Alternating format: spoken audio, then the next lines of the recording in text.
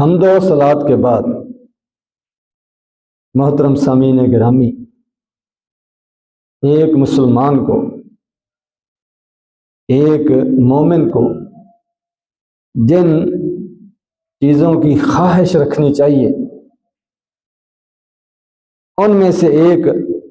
بہت بڑی خواہش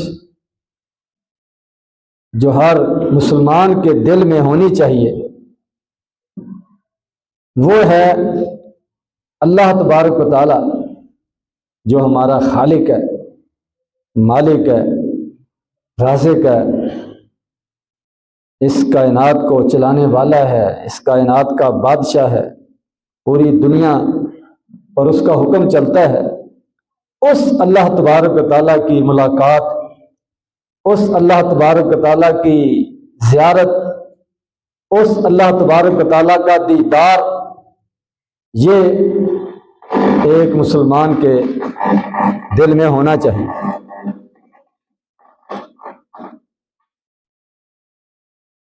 نبی کریم صلی اللہ علیہ وسلم کی دعاؤں میں سے یہ ایک دعا بھی ہے جس میں نبی کریم صلی اللہ علیہ وسلم اللہ تبارک و تعالیٰ سے مانگ رہے ہیں، سوال کر رہے ہیں، اللہم بعلمک الغیب وقدرتک علی الخلق، اے اللہ تو غیب کو جاننے والا ہے اور ساری مخلوق پر تجھے قدرت حاصل ہے۔ اسألک لذت النظر الی وجہک والشوق الی لقائک۔ لمبی دعا ہے، کئی چیزیں نبی کریم صلی اللہ علیہ وسلم نے اللہ تبارک و تعالیٰ سے مانگی ہیں، نسائی شریف کی روایت ہے۔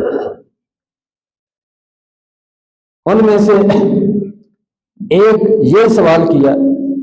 کہ جب تک میرے لیے زندہ رہنا یہ باعث خیر و برکت ہو، بھلائی ہو، فائدے مند ہو، اس وقت تک مجھے زندہ رکھنا، اور جب میرے لیے اس دنیا سے جانا بہتر ہو اس وقت مجھے اس دنیا سے لے جانا۔ یہ دعا مانگی، اور ایک دعا مانگی کہ یا اللہ خوشی کی حالت میں اور غصے کی حالت میں، دونوں حالتوں میں کلمہ حق کہنے کی توفیق عطا فرما، صحیح بات کرنے کی توفیق عطا فرما۔ اور ایک دعا مانگی کہ خوشحالی میں اور غربت میں، دونوں حالتوں میں درمیانی حالت، میانہ روی، اعتدال، اس کو اختیار کرنے کی توفیق عطا فرما۔ یہ چیز مانگی، اور اللہ تبارک و تعالیٰ سے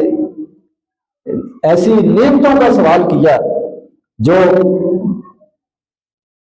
ختم نہ ہو، اور اللہ تبارک و تعالیٰ کے فیصلوں پر رضامندی کا سوال کیا۔ تو ان دعاؤں میں سے ایک دعا آپ نے یہ بھی مانگی، لذت النظر الی وجہک والشوق الی لقائک، کہ اللہ میں تیرے چہرہ مبارک کو دیکھنے کی جو لذت ہے اس کا سوال کرتا ہوں، اور تیری ملاقات کے شوق کا سوال کرتا ہوں۔ یہ نبی کریم صلی اللہ علیہ وسلم کی دعا میں سے ایک دعا ہے کہ اللہ تبارک و تعالیٰ کے ساتھ ملاقات اور اللہ تبارک و تعالیٰ کا دیدار، اس کا شوق ہو، اس کی طلب ہو، اور یہ چیز آدمی کے دل کے اندر موجود ہو، تو ظاہر بات ہے جب یہ چیز دل میں آ جائے گی تو پھر آدمی کی زندگی، اس کے معمولات، اس کی دلچسپیاں، رجحانات وہ بدل جائیں کہ میں نے ایک دن اللہ تبارک و تعالیٰ سے ملاقات کرنی ہے تو پھر مجھے اس حساب سے وہ زندگی گزارنی چاہیے، اس حساب سے اس دنیا کے اندر رہنا چاہیے۔ یہ کوئی چھوٹی بات نہیں ہے، بہت بڑی بات ہے جو اللہ تبارک و تعالیٰ سے اس دعا کے اندر مانگی گئی، اور اس کے وہ تقاضے ہیں، اس کی شرائط ہیں، اس کی قیمت ہے، تب جا کر یہ سعادت نصیب ہوگی۔ موسیٰ علیہ السلام نے بھی اللہ تبارک و تعالیٰ سے دیدار کی درخواست کی تھی، دعا کی تھی، تو اللہ تبارک و تعالیٰ نے ان کو فرما دیا لن ترانی، تو مجھے نہیں دیکھ سکتی۔ یعنی دنیا کے اندر اس دنیا کی آنکھوں کے ساتھ کوئی نبی بھی اللہ تبارک و تعالیٰ کا دیدار نہیں کر سکتا۔ یہ ایسی اللہ تبارک و تعالیٰ نے ایک نعمت رکھی ہے جو آخرت میں حاصل ہو، بلکہ آخرت کی نعمتوں میں سے سب سے بڑی نعمت اس کو شمار کیا گیا ہے۔ جب جنتی لوگ جنت میں چلے جائیں گے تو اللہ تبارک و تعالیٰ ان سے پوچھیں گے، ان سے سوال کریں گے کہ تم کوئی چیز مانگو جو میں تمہیں مزید عطا فرماؤں۔ جنتی لوگ اللہ تبارک و تعالیٰ سے عرض کریں گے یا اللہ تو نے ہمیں جنت میں داخل کیا اور ہماری سوچ سے بڑھ کر ہمیں نعمتیں عطا فرمائی، اب ہم آپ سے کیا مانگے، کس چیز کا سوال کریں؟ تو اللہ تبارک و تعالیٰ ہم کو فرمائیں گے کہ میں نے ایک نعمت وہ تمہارے لیے اور رکھی ہوئی ہے جو ابھی تک تمہیں حاصل نہیں ہوئی۔ فرمایا نبی کریم صلی اللہ علیہ وسلم فَيَكْشِفُ الْحِجَابَ، اللہ تبارک و تعالیٰ اپنا چہرہ مبارک سے جو حجاب ہے، جو پردہ ہے، روشنی کی جو تہیں ہیں، ان کو ہٹائیں گے، جنتیوں کو اپنا دیدار فرمائیں گے۔ فرمایا فَمَا عُودُوا شَيْئًا أَحَبَّ إِلَيْهِمْ، اس نعمت سے بڑھ کر، اس خوشی سے بڑھ کر ان کو کوئی چیز جو ہے وہ نہیں دی گئی ہوگی، یعنی ان کی خوشی کی انتہا ہو کہ یہ واقعتاً اللہ تبارک و تعالیٰ کا جو دیدار ہوا ہے یہ جنت کی نعمتوں میں سے سب سے بڑی نعمت ہے۔ اور یہی اس دعا کے اندر نبی کریم صلی اللہ علیہ وسلم نے اللہ تبارک و تعالیٰ سے سوال کیا کہ اے اللہ میں تو اس سے تیرے چہرے کا دیدار، چہرے کو دیکھنا، اس پر نظر ڈالنا، اس کی لذت کا سوال کرتا ہوں، اور تیرے ساتھ ملاقات کے شوق کا سوال کرتا ہوں۔ تو ایک مسلمان کے اندر اس کے دل و دماغ میں یہ چیز بھی ہونی چاہیے، اور پھر اس کے مطابق اس کو تیاری کرنی چاہیے۔ قرآن مجید کے اندر اللہ تبارک و تعالیٰ نے فرمایا لِلَّذِينَ أَحْسَنُوا الْحُسْنَى وَزِيَادَةٌ، کہ جو لوگ نیک عمل کرتے ہیں ان کے لیے اچھا اجر ہے، ان کے لیے جنت ہے، وزیادہ، اور اس سے کے علاوہ ایک اور چیز بھی ہے، اور اس کی تفسیر عمار بن یاسر رضی اللہ تعالیٰ عنہ جو بیان کرتے ہیں کہ اس سے مراد اللہ تبارک و تعالیٰ کا دیدار ہے، کہ جو نیک عمل کرے گا اس کو جنت بھی ملے گی، اور جنت کے اندر اللہ تبارک و تعالیٰ کا دیدار بھی نصیب ہوگا بزیادہ۔ اور سورۃ کہف کے اندر اللہ تبارک و تعالیٰ نے فرمایا من کان یرجو لقاء ربہ فلیعمل عملا صالحا ولا یشرک بعبادۃ ربہ احدا، کہ جو اپنے رب کی ملاقات کی امید رکھتا ہے، اپنے رب سے ملاقات کرنا چاہتا ہے،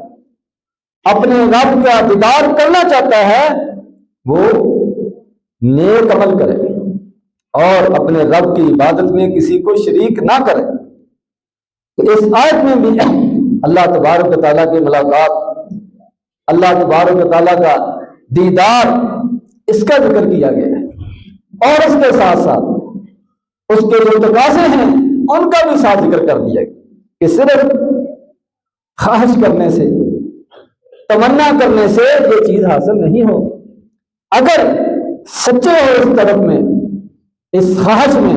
فَلْيَعْمَلْ عَمَلًا صَالِحًا، تو پھر پوری زندگی نیکی والی گزارو، نیک اعمال کرو، اللہ کی نافرمانیوں سے بچو، اور خاص طور پر اس کے ساتھ کسی کو شریک نہ ٹھہراؤ۔ نبی کریم صلی اللہ علیہ وسلم نے فرمایا کہ اگر ہو سکے تو تم پر کوئی چیز فجر کی نماز پر اور عصر کی نماز پر، ان خاص طور پر دو نمازوں کا ذکر کیا کہ یہ باقی تین نمازوں کے مقابلے میں مشکل ہے، فرمایا کہ ان نمازوں پر تم پر کوئی غالب نہ آئے، تمہیں کوئی ان نمازوں سے غافل نہ کرے، ان نمازوں میں تم سے سستی نہیں ہونی چاہیے اگر تم اللہ تبارک و تعالیٰ کا دیدار کرنے کا شوق رکھتے ہو۔ فرمایا نبی کریم صلی اللہ علیہ وسلم نے، بخاری مسلم کے اندر 14ویں کا چاند چمک رہا تھا تو آپ نے اپنے صحابہ کرام کی توجہ دلائی کہ یہ تم چاند کو دیکھ رہے ہو اور اس کے دیکھنے میں تمہیں کوئی رکاوٹ، کوئی مشکل، کوئی رش، کوئی لائن، کوئی دھکے، کسی چیز کا سامنا تو نہیں کرنا پڑ رہا، آسانی سے ہر بندہ اپنی جگہ پر کھڑا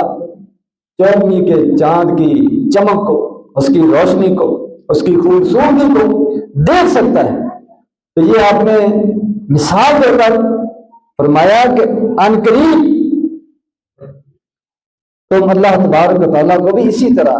بغیر مشکل کے، بغیر تنگی کے، آسانی کے ساتھ اللہ تبارک و تعالیٰ کو بھی دیکھو۔ یہ نبی کریم صلی اللہ علیہ وسلم نے صحابہ کرام کو خوشخبری سنائی کہ جس خالق نے تمہیں پیدا کیا ہے، تم سے پہلے لوگوں کو پیدا کیا ہے، تم سے بعد والوں کو پیدا کرے،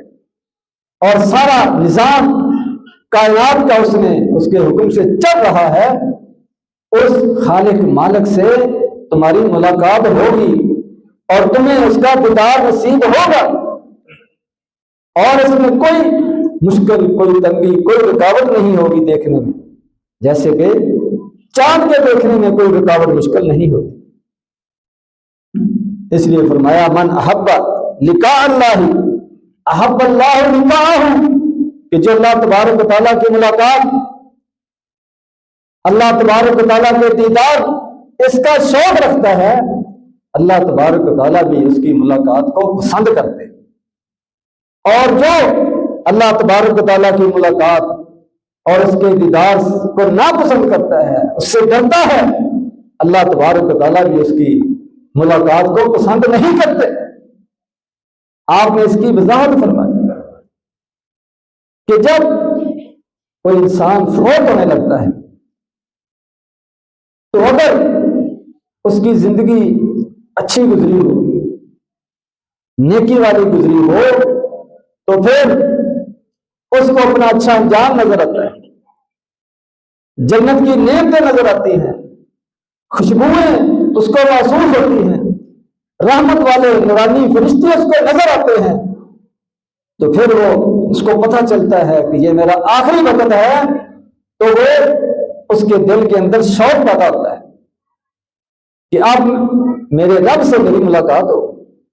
میرے رب کا دیدار نصیب ہوگا، تو وہ خوش ہوتا ہے۔ تو اللہ تبارک و تعالیٰ بھی پھر اس کو اپنا دیدار کراتے ہیں، ملاقات کراتے ہیں، اس کو اپنے پاس بلاتے ہیں، اور اس کے مقابلے میں جو فاسق فاجر اور مجرم آدمی ہوتا ہے، اس کا آخری وقت آتا ہے،